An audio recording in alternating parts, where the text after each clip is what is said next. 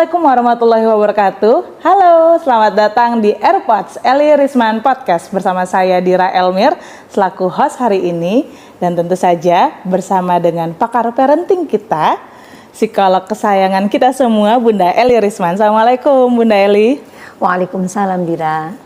Assalamualaikum Ananda dan ayah bunda tersayang. Akhirnya Bunda Eli punya podcast juga. Yang lama dirindukan. Yang lama kita tunggu-tunggu loh. Masya Allah, tabarakallah.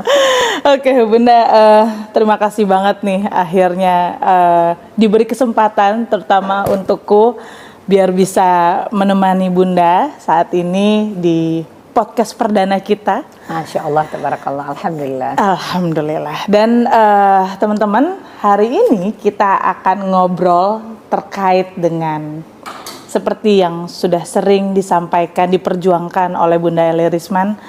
Kalau kemarin-kemarin kita, dan ini sudah jadi banyak pembahasan dengan masyarakat umum terkait dengan isu pornografi.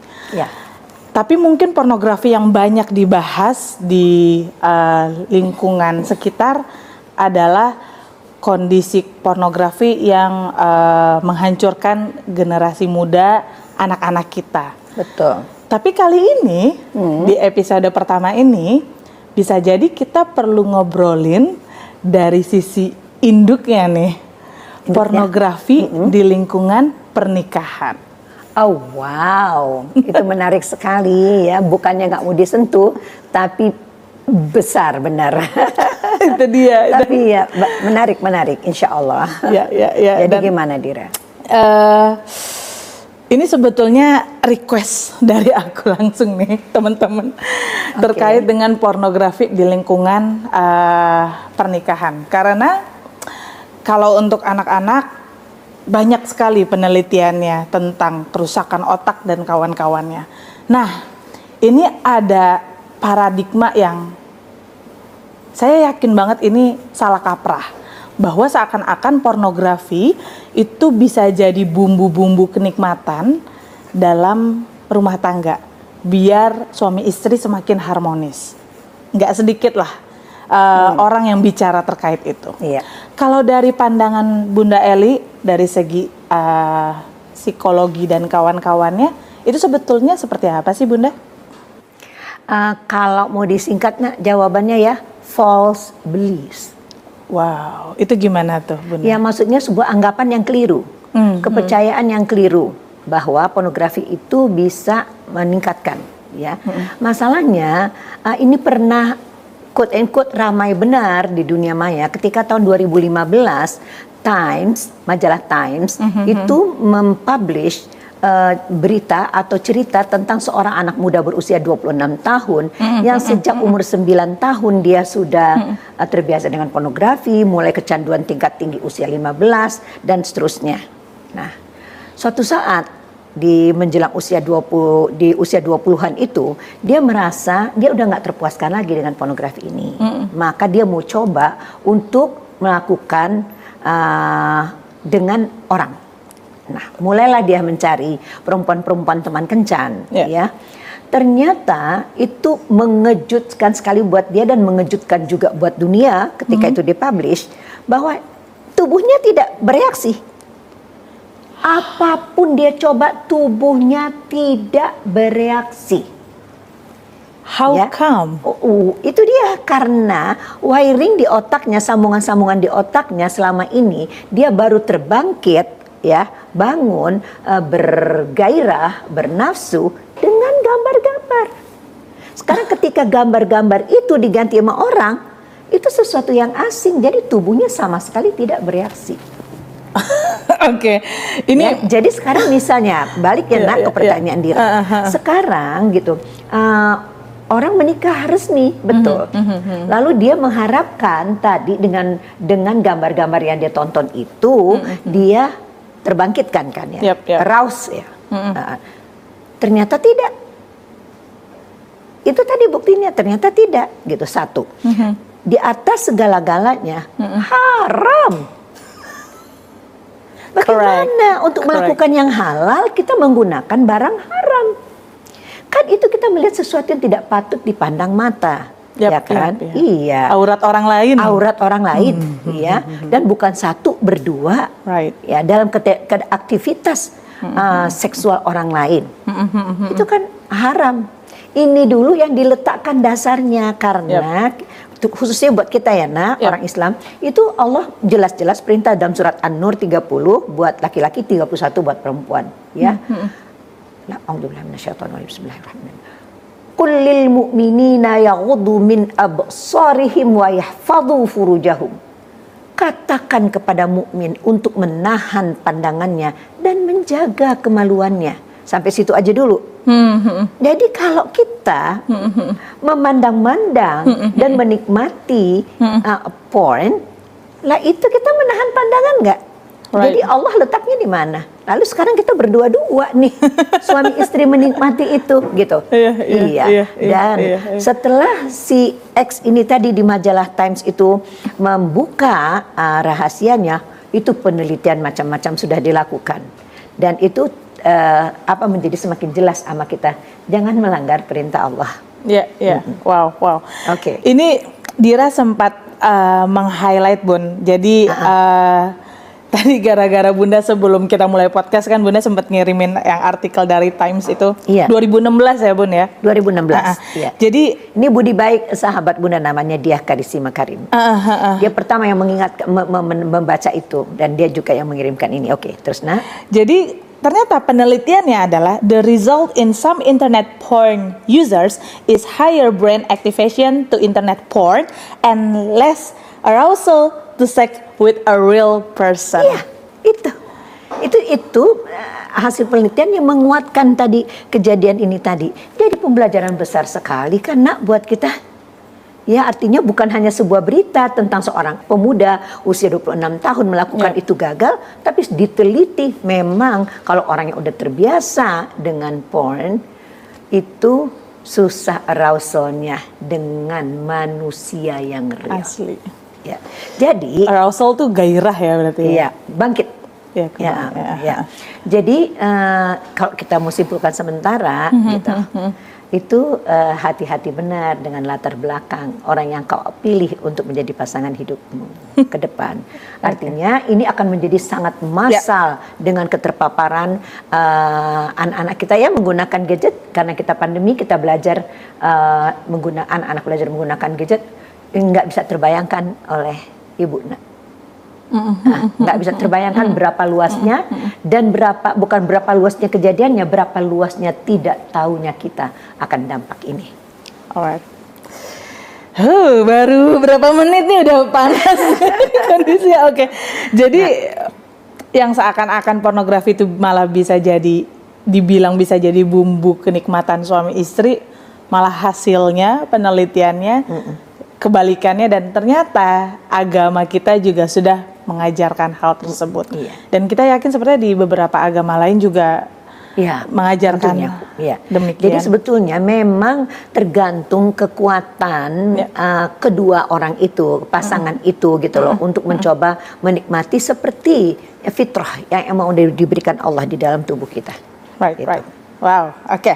Tapi ini terima kasih banyak Dira, karena ini meluruskan anggapan yang salah yang beredar sangat luas di masyarakat, bahwa itu bisa terjadi dan yang paling penting halal menurut mereka. Itu haram. Right. Itu jadi gini, sebelum nikah tuh orang takut banget nonton porno. Setelah nikah, ini kebetulan karena Dira, saya tuh sempat menerima keluhan, curhatan. Kebetulan kan saya sempat ngebantuin teman-teman ketika dalam profesinya mediator pernikahan. So beberapa kasusnya tuh saat belum nikah menganggap pornografi itu sesuatu yang tabu, nggak bisa dilihat, terjaga gitu. Tapi setelah menikah sudah bisa berhubungan suami istri, ada anggapan itu tuh, entah dari mana asumsi itu, tapi ternyata banyak yang seakan-akan sudah berhubungan suami istri yang sisi satu tuh halal, tapi jadi berpikir oh kalau kayak gitu gue nonton porno juga nggak apa-apa. Itu ada asumsi seperti itu dan ternyata nggak sedikit. Betul. Jadi kita nggak bisa lari dari kenyataan bahwa anggapan anak-anak ini adalah kesalahan angkatan ibu, angkatan Bunda. Kami tidak menyiapkan, kami gagap sekali dengan semua perkembangan teknologi ini, apalagi menyangkut konten-kontennya, bagaimana menggunakan cellphone itu aja juga kita kadang-kadang harus belajar, bukan kalau Bunda Sing bukan sama anak, sama cucu bahkan. Nah, segitunya ya perkembangan ini. Jadi nggak terbayang sama kita gitu loh bahwa dunia maya ini, dunia digital ini akan dimanfaatkan oleh maksimal mungkin oleh para pebisnis pornografi.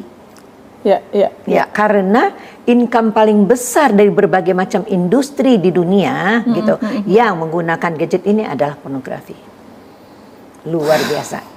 Gitu. Ini nanti kita akan ngasih linknya penelitian yang di Times itu ya.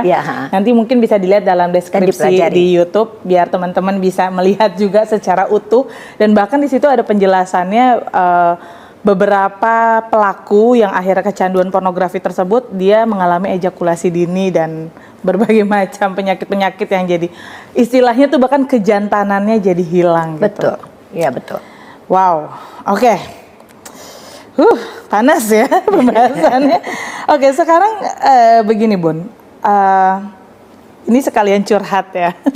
Sekalian curhat. Jadi kebetulan saat saya memediasi pasangan-pasangan kebanyakan di usia kepala 3 sih yang mengalami musibah dalam pernikahannya udah di ujung perceraian, itu ada satu skema yang alurnya tuh kebaca.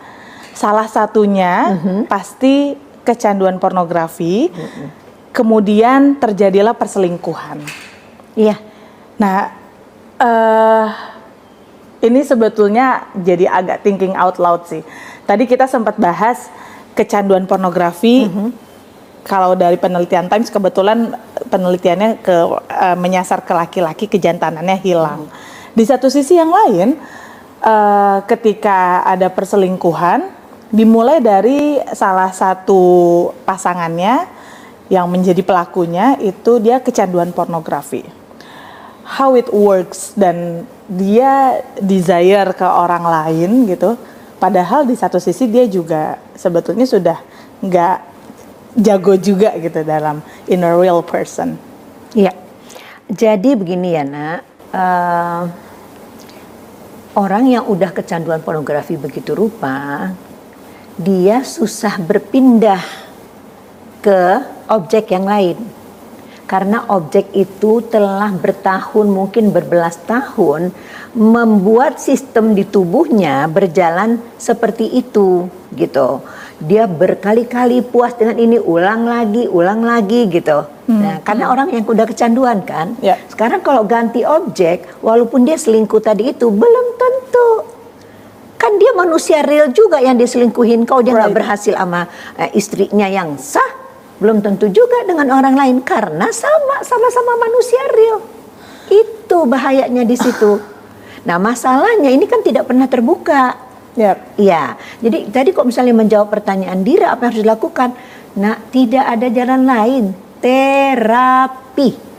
Dan terapinya itu para yang ahli kan? Ada yang ahli. Psikolog, psikiater, seksolog, ya. Nanti setelah misalnya ditangani oleh seseorang, setelah di-assess, setelah dipetakan permasalahannya, itu nanti akan bisa di-refer apabila diperlukan ke ahli-ahli yang lain. Tapi datangi dulu gitu loh, psikolog yang mengerti tentang hal ini. Alright, oke. Dan saat lagi membahas ini, ternyata tingkat destruktifnya tuh nggak hanya ke diri sendiri ataupun pasangan, bahkan kayak di dalam beberapa kasus yang pernah saya lihat itu bisa sampai ke anaknya. Oh iya, begini loh nak ya. Jadi ini penelitian yang kami lakukan ya, banyak sekali penelitian di dunia tentang hal ini. Jadi kami Bu, ibu itu merasa berat, tertekan oleh karena kenyataan ya internet udah semakin meluas, terus kemudian orang tua tidak mengerti apa yang terjadi, menghadiahkan gadget ke tangan anaknya pada usia dini, artinya sudah terjadilah banyak sekali kejahatan seksual yang dilakukan oleh anak-anak tidak masuk akal gitu sehingga kita harus mempunyai bukti dari anak-anak kita sendiri bahwa memang pornografi itu merusak otak pada fungsi mulia otak yang membedakan manusia dengan binatang. Kita mendatangkan ahli cerita sedikit ya. Kita mendatangkan ahli, sahabat, ya teman lah ya, sesama pejuang di dalam bidang ini, yang orang pertama melakukan penelitian otak orang betul nggak rusak kalau dia adiksi pornografi. Ya, itu adalah Dr. Donald Hilton dari San Antonio Hospital, Texas. Nah, ini panjang sekali cerita pertemanannya, tapi yang penting gini, suatu kali kita mengundang dia kemari, nggak bisa karena sangat sibuk. Tapi dia berjalan ke Melbourne dan Sydney. Kita undang juga, boleh nggak mampir 2 hari saja di sini. Waktu itu Yayasan Kitaran Buati bekerja sama dengan Pusat Inteligensia Depkes. Jadi benar-benar Depkes nih yang pegang, Depkes yang hulunya. Kita ini hanya memfasilitasi saja.